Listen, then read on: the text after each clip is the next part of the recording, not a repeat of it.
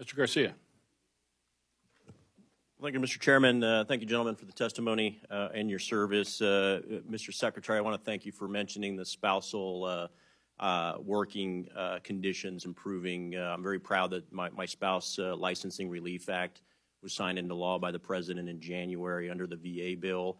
As I visited multiple commands from COCOM down to platoon commander, I'm not sure that the troops yet fully understand that this spouse licensing reciprocity is available to them, and it is the current law of the land. So I recommend we get a DoD-wide way to message that spouses can cross-deck their professional licenses, doctors, lawyers, real estate agents, across state lines when they're active duty and on orders. I don't think it's being fully absorbed and utilized yet.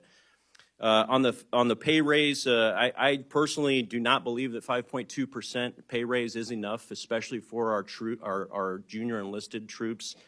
To put things in context, the average E1, E2 are making roughly $22,000 a year, and in fact, it's not until you're an E4 over 5 years that you're making the equivalent of what would be a $15 per hour wage if it was normalized for a 40-hour work week, which means that effectively the bottom third of our ranks are making less than fast food workers are in many of our states, and some of our states are very high cost of living.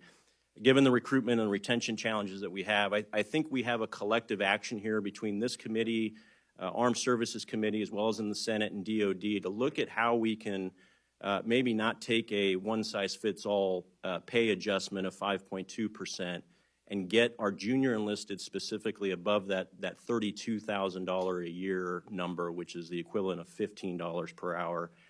I think there's ways to do that without impacting the top line budgets, whether it's harvesting from the flag officer ranks that 1% goes a lot further for a flag officer than our junior enlisted. And so I look forward to those conversations, but I think that's a critical element to the quality of life, especially from a recruitment perspective. The gap between DOD and civilian counterparts is at an historic high when it comes to salaries right now, especially for the junior enlisted.